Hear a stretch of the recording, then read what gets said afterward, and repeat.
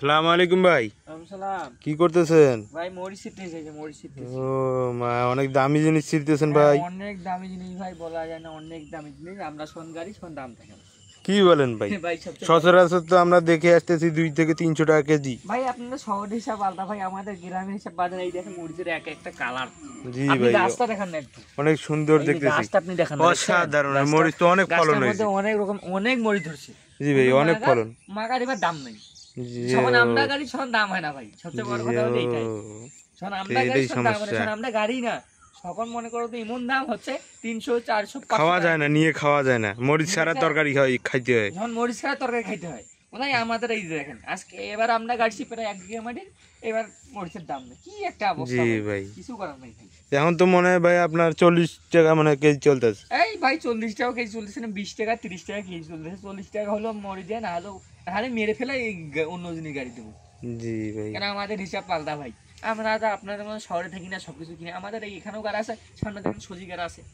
জি ভাই দেখতেছি। হ্যাঁ, এখানে মরিচ গাড়া আছে, তার পাশে বেগুন গাড়া আছে। হ্যাঁ, ওইদিকে বেগুনও গাড়া।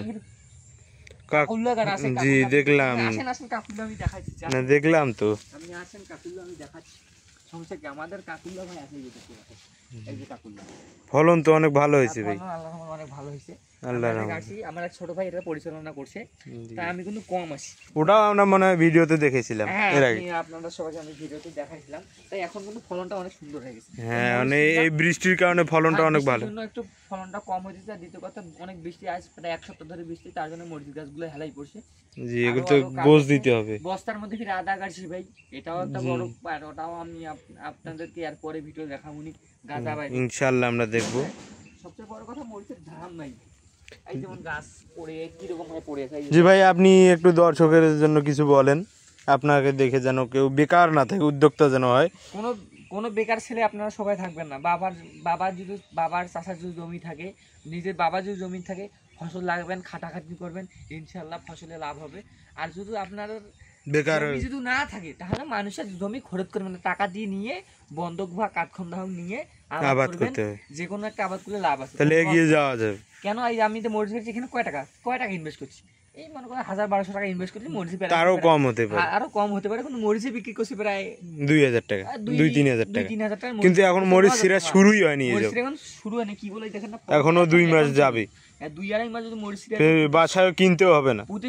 প্রতি সপ্তাহে যদি মরিচ ছিঁড়ে 2000 টাকা হয়, প্রতি সপ্তাহে শুক্রবার করে মরিচ ছিঁড়ে 2000 টাকা হয়, তো আদার্স একটা ইনকাম। আপনারা তাহলে একটা সিনেমাটা আলাদা ইনকাম হইতেছে। এখন যদি আমরা যদি প্রতি সপ্তাহে আমরা যদি 4 মাস 2 মাস যদি ছিঁড়ি, 4 মাস তো হবে না, 2 মাস যদি ছিঁড়ি, তাহলে 2 মাসে ইনকাম কত হয়? 2000 করে হলো। আমাদের লস আছে ভাই। আরেকটা কথা ভাই, এর মধ্যে যদি দাম বেড়ে যায়, এর মধ্যে যদি দাম হিরিম করে বাড়ে যায় 10 টাকা কেজি, তাহলে মনে করি আরো। আর মরিচ কিন্তু প্রতি সপ্তাহে ছিঁড়ে হয় না, 2 দিন পর পর মরিচ। জি ভাই, 2 দিন পর পরে যদি 2000 টাকাও হয়, তাহলে সপ্তাহে মনে করো যে 6000 টাকা হয়। জি, সপ্তাহে যদি 6000 টাকা 3 ছিঁড়ে যদি সপ্তাহে 6000 টাকা, তাহলে 1 মাসে কয় টাকা হয়?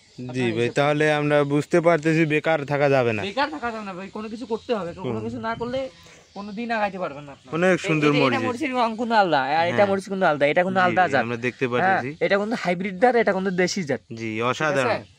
এটা হচ্ছে দেশি মরিচ। এটা মরিচ অনেক ঝাল, এটা মরিচ কিন্তু ঝাল হয় না। আর দ্বিতীয় কথা, আমি ঝাল টোল কোনো বুঝি না, কারণ আমি নিজে ঝাল খাই না। আমি মরিচ ছাড়া তরকারি খাই। সবচেয়ে বড় কথা হলো এটাই। তো আপনাকে অসংখ্য ধন্যবাদ। দর্শক ভালো থাকবেন, দোয়া করি, আপনিও আমাদের জন্য দোয়া করবেন। আর ভিডিওটি যদি ভালো লাগে, লাইক কমেন্ট শেয়ার অবশ্যই করবেন, আর আমাদের ছোট ভাইয়ের পাশে থাকবেন। ধন্যবাদ, আপনাকে অসংখ্য ধন্যবাদ আমাদের সাথে সময় দেওয়ার জন্য।